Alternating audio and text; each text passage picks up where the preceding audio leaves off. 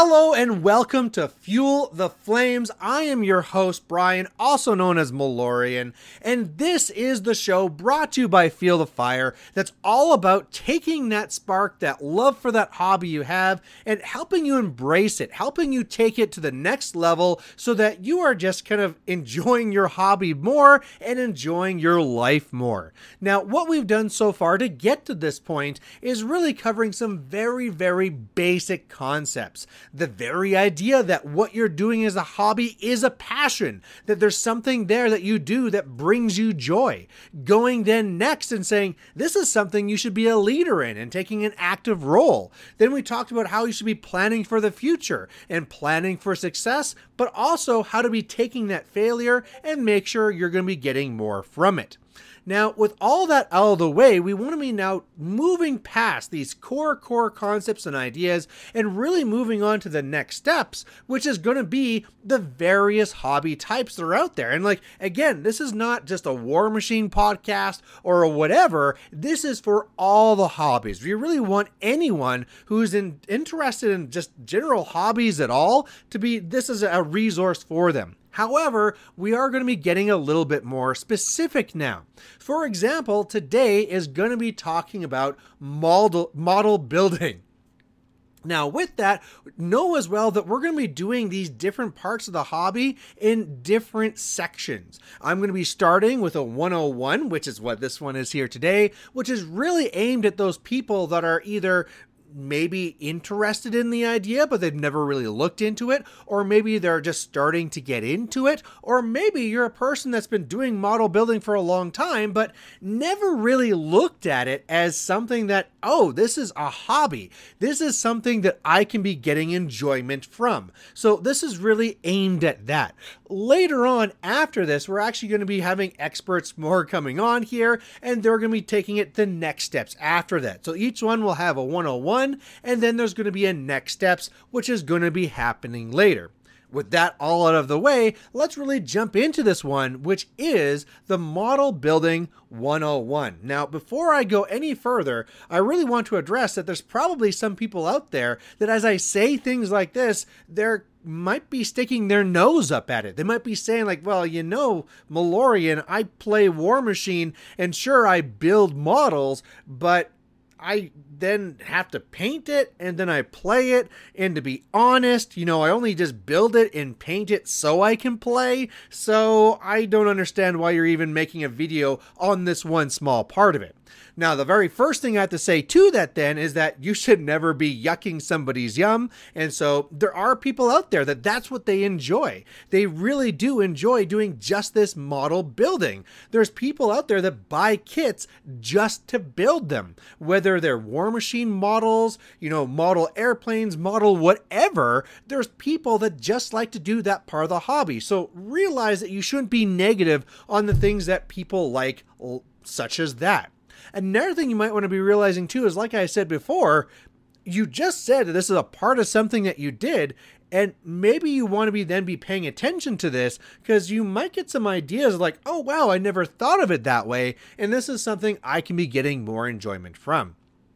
Now, with that kind of out of the way, let's go to the next step, which is really just talking about what this model building is, which is, I suppose, pretty simple. You're going to be getting a package, whether it's War Machine, anything that you want it to be, and it's going to be coming in components, and at the end of the day, you're going to be building something. The people that are the model builders are really the builders. They're the people that like taking the pieces and putting it together. You know, just like how a carpenter might like taking all the planks of wood and turning it into a barn, turning it into a cabinet, turning it into whatever, they're the type of people that like to get their hands on the product and like to say after, I built this, I did this. This is the type of person that's going to be interested in these type of things. However, it's not even just that. It can be even more so for the art side of things. It could be the way that you build it. It's one thing just to have the satisfaction of bringing it to an end product and say that I completed this, I built it, but there's also the way and the flourishes that you put into that model that you built. this is actually a lot more complex than it probably first sounds to a lot of people. It's not a simple thing of like, well, I got A and B, boom, I'm done. No, there's a lot of options. There's a lot of things for you to consider. And again, this will just be the 101 as we're trying to get into this. So again, getting back to that, you're going to go out there and you're going to be finding your kit. If you're a person just first getting into model building, I think the very first thing you should be thinking about in doing this is find something that is within your financial means. There's definitely cheap kits and there's very expensive ones. But the other thing too is find something that at the end you like the look of. We'll get into talking about later about how some kits are easier to build and some ones are harder to build. But I mean, even if it's something that's easy, I mean, you don't want to build something that you don't really care about, right? Behind me are all these models that I've built in the past. Lots of them are ones I just love the look of, and I'll have them out here for a display just because I like to see them. So make sure that that's something you're going to be looking for there. Something that you like the look of so that when you get to that final product, you're going to be happy with it, and then also within your financial means. Now, another thing to realize when you're getting into model building is that this isn't going to be everything. Sure, maybe there might be some kits out there that do contain everything you need, but realize the pieces typically won't be everything. We're not talking about Lego here, or maybe we are, maybe that's what you are doing, but I mean, most things aren't like Lego where you can just take the pieces, snap, snap, snap, snap, snap, and at the end, it's all built and there you go. Typically in model building, you have the pieces that then need to go together with glue or some other adhesive, and as well, there might be something involved there of having to take those pieces apart. What I mean by that is that it could be something where you open the package and the pieces are just there ready for you to assemble and put together, much like if you were to open up a bag of Lego and there it is, all the pieces are ready for you. However, a lot of times, based on the way that these models are made, they're going to be on sprues, or there's going to be parts of it that you need to cut and actually bring down. So you're going to need to be having some sort of clippers for these as well. So some way of actually cutting apart the models, and as well, some way of putting them back together. So do realize you're going to be needing these other things. Now, what do you actually require to do this? Do you need to go out to hobby stores and get particular things for it?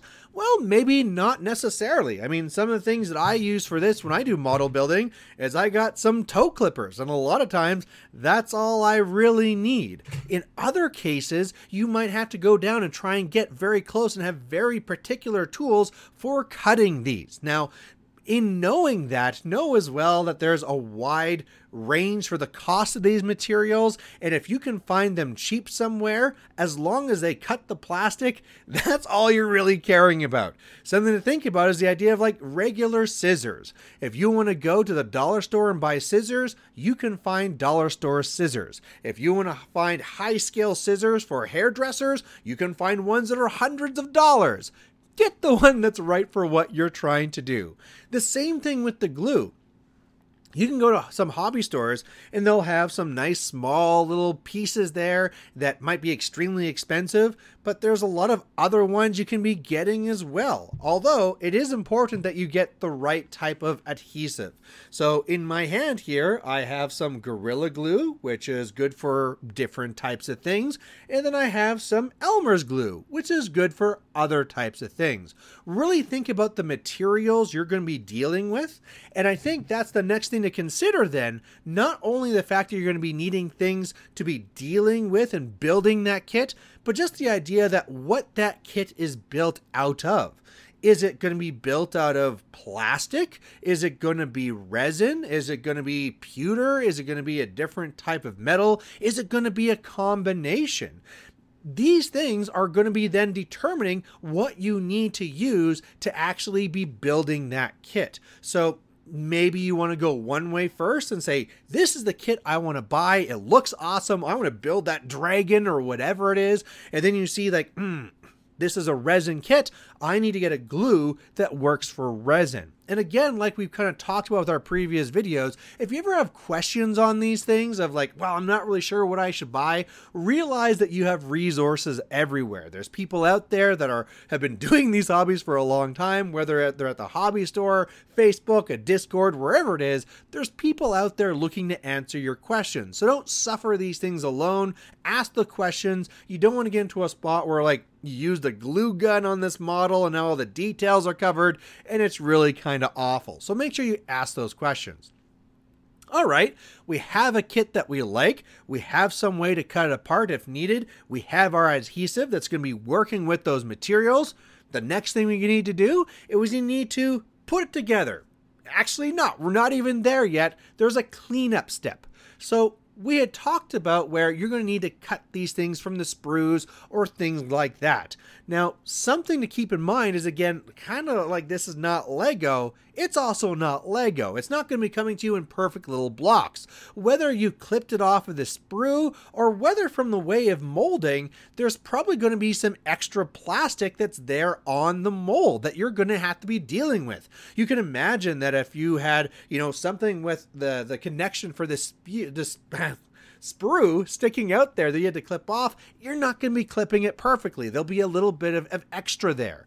When you are making an actual mold of something, if you imagine two halves coming together, well, there's going to be a line that goes there. And so that can exist on the model. And one of the things you don't want to get into is be in the spot where your model's almost completely built and then you realize these things kind of sticking out, especially because some model builders are better than others. Some will make sure that things like potential mold lines and clip lines will be hidden inside the model from how the components go together, or they're in very unimportant spots like underneath. And then in other cases, you might have it going right across the face or really there up front in the middle. And if you didn't deal with it, it's going to be a pain. And once pieces are together, you might not be able to very well deal with it. So you're going to want to clean them. Now, in order to clean them, you might want something like a file or some sandpaper or something like that. Maybe like a finer piece of like a finer clipper type thing to try and get down to it. But realize that this is another step that you want to be doing before building. It is very tempting to go ahead and jump into building, but if you do that, that's where you can be running into problems. The next thing you want to be doing then is having all your pieces laid out and realize what piece is being connected to what. And while you're doing that, you might as well be also ensuring that you have all the pieces. The last thing you want to do is go halfway through a model and realize you're missing an elbow piece or whatever it is, so that now you can't be completing the model. So make sure all the pieces are there. But then, like I was saying, how does the model piece together? And if you have some instructions, fantastic. Sometimes it'll come with paper instructions that you can follow. Sometimes there might be little diagrams on the back. It really depends from model to model, from producer to producer. Now, the reason why it's important for you to understand what is going to be connecting to what is because some things have to be done first. If you think of an idea of where maybe there is armor coming on and they're going to be having plates on and something like that, and let's say, for example, the jaw is a different piece. Well, if I was to go and attach these armor plating first, when it comes to putting on the jaw, maybe I can't get into there first. Maybe the way this is supposed to click together is that these pieces come together for the arm, and then that arm goes into this shoulder ball joint or whatever it is. But these things had to be done in an order. And so that's something you're going to have to keep in mind as you do it. And another thing to keep in mind as you're doing that is just those various components. Like I just mentioned, this arm is built out of this. Maybe this backpack is built out of these pieces. And the reason why you want to be considering those components is that you typically want to be building those together. In a lot of cases, it doesn't matter what order you build them, but you have to make all the components first, and then they can kind of come together, as opposed to piece, piece, piece, piece, piece, all in one larger model. It's no component, attach the two components. So understanding how the model is supposed to be going together will really take away a lot of frustration. Something we can be talking about now is also the idea of that glue and how quickly it's going to be actually curing. That's a real difference between some of the different types of glues and depending on the type of material you're using, but it could be a very simple thing that as I put these pieces together, it is now fused. And if I didn't do it the way that I needed to, I might have to break the model in order to pull it apart into such a way that maybe it'll just be garbage. So that's why it's so important to make sure that you're doing it the right way. This is maybe too far for a 101, but along with this, with your glues, is also the viscosity. Now, the reason why I want to bring up this sciencey word here is because that can really also affect the model as well. Because when we're talking about glue, we're talking about some problems. The problems might be that I put some glue on here, it's really fluid, it kind of flows down, and then all of a sudden, oh man, I built my model, but there's like this stream that's going down its leg now. I can see this kind of like ball that's hanging out here. And what happened? Well, it was that very viscous glue that kind of just came out of that joint that you intended to put it on, and now it's kind of gone down. I did all this work to get rid of the mold lines, and now it's showing off this glue that showed off there. Again, maybe it's something where I put in too much glue, and when I put the pieces together, it's going to be sticking out. If that's the case, you actually want things like Kleenex nearby, so you can wipe off the glue and make sure that things are nice and smooth. And while we're talking about smooth, we can also just talk about general cleanliness. One of the worst things that can happen while building a model is getting some glue on your fingers and then gluing your fingers to the model, almost not even just because like the pain of what it's going to take for you to take your then skin off of the model, but then also what it's going to be leaving on the model. The idea that even if it's not leaving like some of your skin on the model, the fact that now that there's this imprint, there is this fingerprint on this flat part that was supposed to be their shoulder pad or whatever, and again, you worked so hard to try and get rid of any imperfections in the model, and now you added your own just by some unfortunate glue mistakes that can happen. So all these are things that you can be considering to make sure that when you get to the end, you're not going to be having these issues of, seeing these mold lines here, a runoff of glue here, a missed piece that you couldn't get in because you put it into the wrong order, and stuff like that. Now, the next thing you might have to consider is options in a model. And what I mean by options in a model is really two different things. The first thing that you might have available to you is just straight up options. It could be a thing where you could be putting in this head or this head. And so you get to pick which way you want to go with it. And that's awesome when you have that. When you can actually be putting your own creativity into a model to be saying like, yeah, you know what? I think it looks better with this option over the other one. The big thing to be considering here is, again, you should be making these decisions before you really get there. You can kind of like place them out. You can be thinking about these things, and then whatever pieces you're not going to be using, kind of move them aside. And again, depending on the option you pick, make sure you're considering that in your order of putting it together and stuff like that. The other part you could be coming up with options though is also really just positioning. Depending on the type of joint, it might be a type of thing where like it perfectly clicks in. It can only be one way. No matter what, this arm is going to be at this angle connected right here. And the reason why they do that for some manufacturers is because they want to help you. They want to make sure that at the end of the day, this model is going perfectly together and is going to look exactly the nice way that they want it to be for you. However, some modification of that is sometimes nice to do too. The idea that you can just be deciding which way the arm actually is going to be facing. That's where you get into like ball joints and stuff like that, where you can really be having that play and deciding. And then if that's the case and you're going to be having that options, well, then that pose is something you need to be considering for all of the model. If you have it so that each leg is on a ball joint, each arm, the head, you really want all the pieces thought out before you really go and glue them together. Because if you glue the legs on and then you realize like, oh, based on the rest of the model, I wanted to make it like it was running forward, but now I have the legs kind of like on a cowboy stance and it's really, really weird. Well, if that's the case, you might actually want to go a step further and use something like some blue tack or something like that you can be just temporarily first gluing together the compartments and then sticking together the pieces to figure out the pose before you then take off that blue tack and actually permanently glue it together. But I think the big thing to be understanding here is that this is where that art piece comes in.